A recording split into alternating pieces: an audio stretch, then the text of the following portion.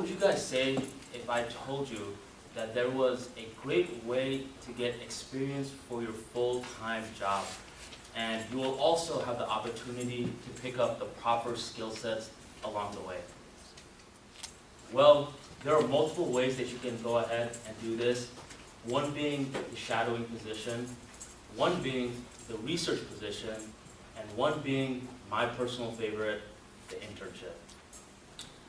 The internship is a part-time or full-time position mainly held by high school graduates or undergraduate college students. Did you know that a graduate for college who has one internship under their belt improves their chance of landing a full-time job in 6 months by 21%? It's pretty important, right?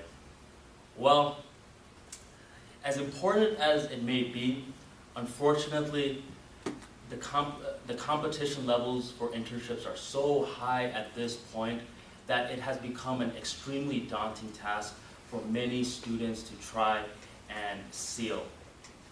That's why today I'm going to give you guys 3 different tips on how you can guarantee the internship of your dreams. Let's get started. Tip number 1 is to research the position. Although this may seem very obvious, this is an error made by several students that are typically applying. We live in a world where the technology level is so high where you can apply for 5-10 jobs in under 10 minutes.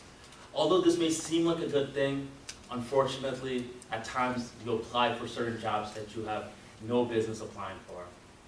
So to properly research for the correct job posting, you want to do the following. One is you want to make sure that you specify the niche. So if you are an accountant, for example, don't go ahead and apply for a med spa position, no matter how much that job pays. Sounds tempting, but it's definitely not worth it. Also, you want to even be more specific. If you're an electrical engineer, you should not be applying for a mechanical engineering internship unless the job states so. So make sure, first of all, you apply in the correct niche. Second of all, you want to make sure that your skill sets match the job criteria. By doing this, you avoid running the risk of applying for a job that is a little too difficult for you, or you avoid the risk of applying for a job that you are not going to be challenged by. Because by the end of the day, you want proper experience. Last but not least, make sure that it is location specific, because you don't want to apply for a job in New York when you know you have no intentions of moving out of Florida. So make sure you follow those 3 steps to research the correct job listing. And by doing that, you save a lot of time on doing interviews that you should not be doing, and that amount of time can be used to properly prepare for interviews that you should be applying for. The main part of this step is to put quality over quantity. Tip number 2 is to go ahead and prepare. The reason that I say this is because eventually you're going to do the correct amount of research for the posting, but there comes a time when you're going to land 1 or 2 good interviews. You want to make sure that you're prepared for the interviews, and this is how you go about it. First of all, you want to check out the company website that you land an interview for. By doing this, you get a deeper insight into the history of the company, the services that the company provides, and the clients that the company deals with. Every now and then, an interviewer will sprinkle in a question or 2 about the company's history, and even if they don't, it's information that's valuable to know, so you have one more up on the rest of your competition. The second part of preparing is to finalize your resume. Not only do you want the content to be perfect, but you want to make sure that there are no spelling, grammar errors as well. Most importantly, know your resume like you know the back of your hand. I sort of know the back of my hand, but you want to know it even more than that. Because most of the questions that you will be getting in your internship are going to stem from your resume. So the more you are able to explain every single skill set that you put in there, the more likely that you are able to succeed on that interview.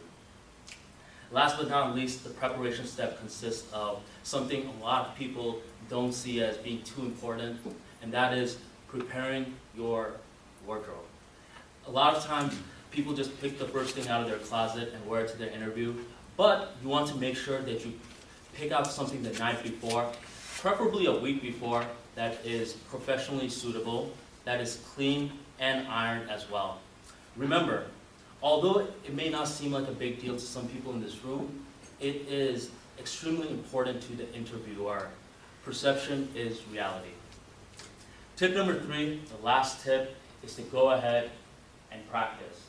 The reason that I include this step is because as well as you do tip 1 and as well as you do tip 2, unfortunately, every now and then, there's that one person with a higher level of skill set than you. Don't view this in a negative way, rather view this as an opportunity. Research shows that every single interview that you do, you build more confidence for that next interview, and you melt away the adrenaline that you feel for that interview. So the more practice that you get, the better you can tackle that next interview. Also, the part of preparation that is important is to practice as many questions that you possibly can. If I were to ask anybody in this room this question, I'm sure I'll hear the same answer. And the question is, have you ever walked into interview A and heard the same exact questions as you did in interview B? Most likely not, because every interviewer is always looking for something different. So use the practice stage to practice abstract questions, personal questions, and technical questions, because you will have a lot of them coming your way. And the more practice that you get, the more eloquently that you will be able to answer these questions. Well, folks, these are the top 3 tips that I would recommend to any undergraduate student that's looking for an internship. I used these 3 tips and I was able to land 3 successful internships in my undergraduate career.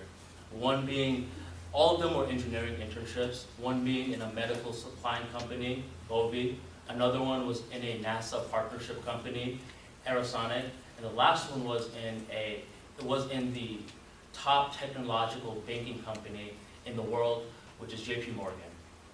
And rinse and repeat these 3 steps and you will optimize your chances in landing the interview and the internship of your dreams.